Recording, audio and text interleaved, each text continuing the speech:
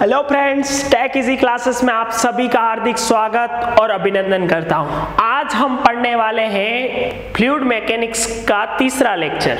उसमें हम पढ़ने वाले हैं काइनेमेटिक ऑफ विस्कोसिटी या काइनेमेटिक्स विस्कोसिटी। तो सबसे पहले तो एक चीज आपको पता ही, हमने पिछले लेक्चर में बात की थी विस्कोसिटी की। उसके पिछले लेक्चर में हमने बात की थी फ्लूइड की property like density, specific weight, specific gravity. अब इसमें हम बात कर रहे हैं काइनेमेटिक विस्कोसिटी। तो देखो, काइनेमेटिक विस्कोसिटी से पहले आपको एक चीज पता होना चाहिए, आपको विस्कोसिटी भी याद होनी चाहिए और डेंसिटी भी याद होनी चाहिए, क्योंकि दोनों का मिश्रण आता है यहाँ पे, ठीक है। और अभी तक अगर हमारे चैनल को सब्सक्राइब नहीं किया हो तो प्लीज एक बार सब्सक्राइब कर ले, वीडियो को लाइक कर ले और कमेंट करके बताएं मुझे कि मैं किस टॉपिक पे नया वीडियो लेके आऊंगा। चलिए शुरू करते हैं काइनेमेटिक विस्कोसिटी। सबसे पहले मैं डेफिनेशन की बात करता हूं। काइनेमेटिक विस्कोसिटी होता क्या है? देखो, काइनेमेटिक विस्कोसिटी ये होता है कि kinematic viscosity is defined as ratio of ratio of viscosity upon density. क्या? Ratio of viscosity upon density. इन दोनों के रेशियो को ही हम क्या कहते हैं? Kinematic viscosity. सिंपल। देखो, काइनेमेटिक विस्कोसिटी को ध्यान से अगर आप एक बार ऑब्जर्व करोगे तो इसको हम किससे डिनोट करते हैं? न्यू से डिनोट करते हैं। सबसे पहले तो आपको पता होना चाहिए काइनेमेटिक विस्कोसिटी को हम किससे डिनोट करते हैं? तो न्यू से डिनोट करते हैं। और न्यू इक्वल टू होता है विस्कोसिटी अपॉन डेंसिटी। क्या? विस्कोसिटी अपॉन डेंसिटी, ठीक है। अब ध्यान से देखो, आप विस्कोसिटी को किससे डिनोट करते हैं? म्यू से। और डेंसिटी को किससे डिनोट करते हैं? रो से। तो अब आपको पता पड़ गया कि विस्कोसिटी और डेंसिटी दोनों के रेशियो को हम काइनेमेटिक विस्कोसिटी कहते हैं। अब हम फॉर्मूले पे जाएंगे, अगर मान लो तो क्या हो जाएगा? अब देखो, विस्कोसिटी की क्या हो जाएगा? ध्यान से अगर देखो तो विस्कोसिटी का मैंने क्या समझाया था? मैंने समझाया था फोर्स इनटू, क्या समझाया था? टाइम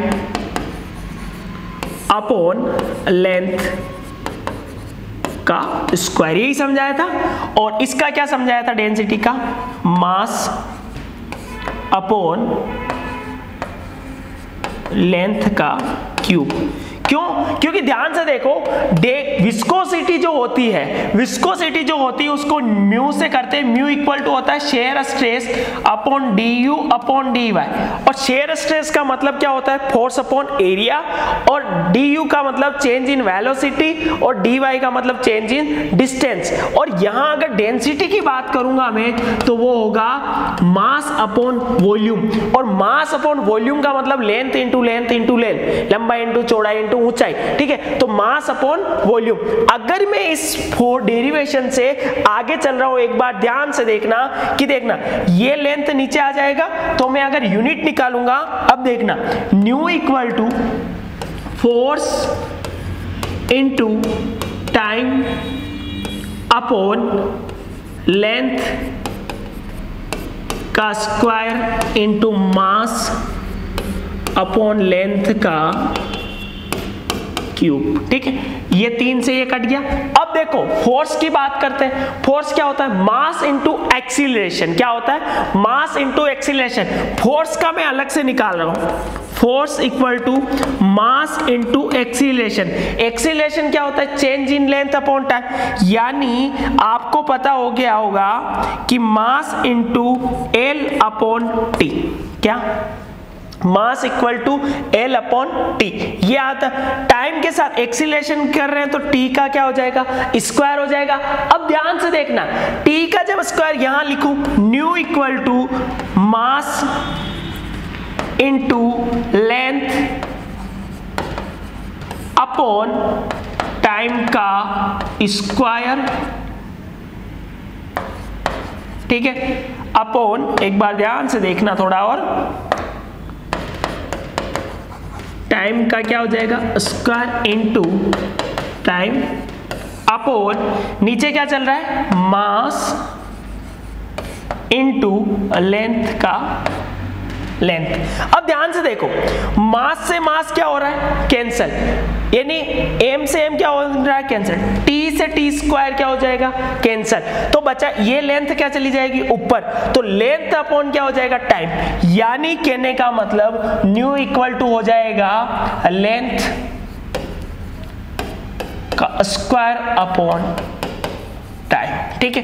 और लेंथ का क्या होता है मीटर स्क्वायर और टाइम का क्या होता है सेकंड, इसलिए इसकी यूनिट हो जाएगी, ऐसे यूनिट की अगर मैं बात करूंगा तो मीटर स्क्वायर पर सेकंड क्या हो जाएगी, मीटर स्क्वायर पर सेकंड। एक बार इसका स्क्रीनशॉट नहीं लिया हो तो प्लीज इसका स्क्रीनशॉट ले ले ताकि आपको पूरी डिटेल समझ में आ जाए, ठीक है। चलिए, और मैं इसी को अब एक बार रफ करके मैं देख लेता हूं कि इसमें और क्या चीज है। देखो, अब पता पड़ गया कि न्यू इक्वल टू क्या होता है, मीटर स्क्वायर पर सेकंड, ये इसकी क्या हो गई, ऐसे यूनिट हो गई, क्या हो गई, ऐसे यूनिट।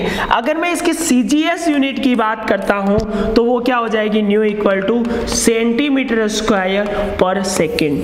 अगर मैं क्या बात करता हूं, इसकी अगर मैं बात करता हूं, इसकी विमा की बात करता हूं तो क्या हो जाएगा, लेंथ m स्क्वायर है, ध्यान रख लेना, मीटर स्क्वायर है तो लेंथ का 2t-1 ऊपर जाएगा और m इक्वल टू 0, तो ये इसकी क्या हो गई, विमा हो जाएगी L2t-1। और अगर मैं इसकी बात करता हूं 1 स्ट्रोक, ध्यान रखना ये इंपॉर्टेंट चीज है, इक्वल 10⁻⁴ सेंटीमीटर स्क्वायर पर सेकंड, ये इंपॉर्टेंट है, 10⁻⁴ सेंटीमीटर स्क्वायर पर सेकंड, ये चीज आपको ध्यान में रखनी है। तो काइनेमेटिक विस्कोसिटी की यूनिट ध्यान में रखना है मीटर स्क्वायर पर सेकंड। अगर मैं बात करता हूँ काइनेमेटिक विस्कोसिटी की सीजीएस तो सेंटीमीटर स्क्वायर पर सेकंड। चलिए आगे बढ़ते हैं, न्यूटन लॉ ऑफ विस्कोसिटी, ये भी इंपॉर्टेंट टॉपिक है, इसीलिए मैंने इसी वीडियो के अंदर ले आया हूं कि भाई न्यूटन लॉ ऑफ विस्कोसिटी होता क्या है। हमने अभी पढ़ा था कि विस्कोसिटी क्या होती, यही होती है, ठीक है, tau equal to mu du upon dy, ये होता है, विस्कोसिटी निकाली थी तब हमने फॉर्मूला आइडेंटिफाई किया था। अब ये बोलता है न्यूटन लॉ ऑफ विस्कोसिटी में, ये बोलता है कि शेयर स्ट्रेस, क्या बोल रहा है, shear stress is directly proportional to the change of velocity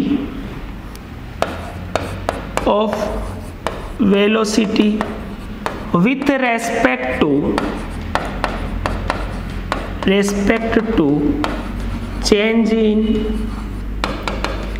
distance। Newton law of viscosity ये कहता है कि tau is directly proportional to rate change of velocity upon rate change of distance. इन दोनों के रेशियो को, ये जो होता है ये टाउ के प्रोपोर्शनल होता है और इसको हम बोलते हैं न्यूटन लॉ ऑफ विस्कोसिटी, और जो इस लॉ को फॉलो करता है उसको बोलते हैं न्यूटन फ्लूइड, न्यूट्रोडाइन फ्लूइड, और जो इस लॉ को फॉलो नहीं करते हैं उसको बोलते हैं नॉन न्यूट्रोडाइन फ्लूइड। समझ में आ गया।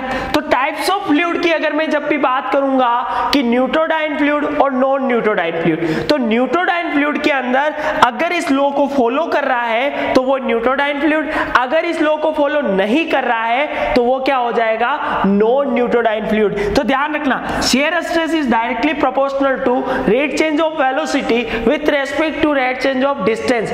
ये क्या होता है, प्रोपोर्शनल होता है, और जब भी कांस्टेंट प्रोपोर्शनल हटता है तो एक कांस्टेंट आता है, इसको म्यू बोलते हैं, जिसको हम बोलते हैं विस्कोसिटी। तो हमने इस वीडियो के लेक्चर में बात की थी सबसे पहले काइनेमेटिक विस्कोसिटी की, उसकी यूनिट की, और फिर हमने बात की थी Newton's law of viscosity. Next chapter जो हम पढ़ेंगे वो हम पढ़ेंगे टाइप्स ऑफ फ्लूइड, उसमें हम न्यूट्रोडाइन, नॉन न्यूट्रोडाइन, आइडियल, रियल, जितने भी फ्लूइड्स हैं वो सारे पढ़ेंगे, ठीक है। और अभी तक हमारे चैनल को सब्सक्राइब नहीं किया हो प्लीज एक बार सब्सक्राइब कर लो, क्योंकि अगर आप सब्सक्राइब करोगे तो आपको जितने भी वीडियो आएंगे, सीरीज आती है जो, तो आपको नोटिफिकेशन मिलता रहेगा। धन्यवाद।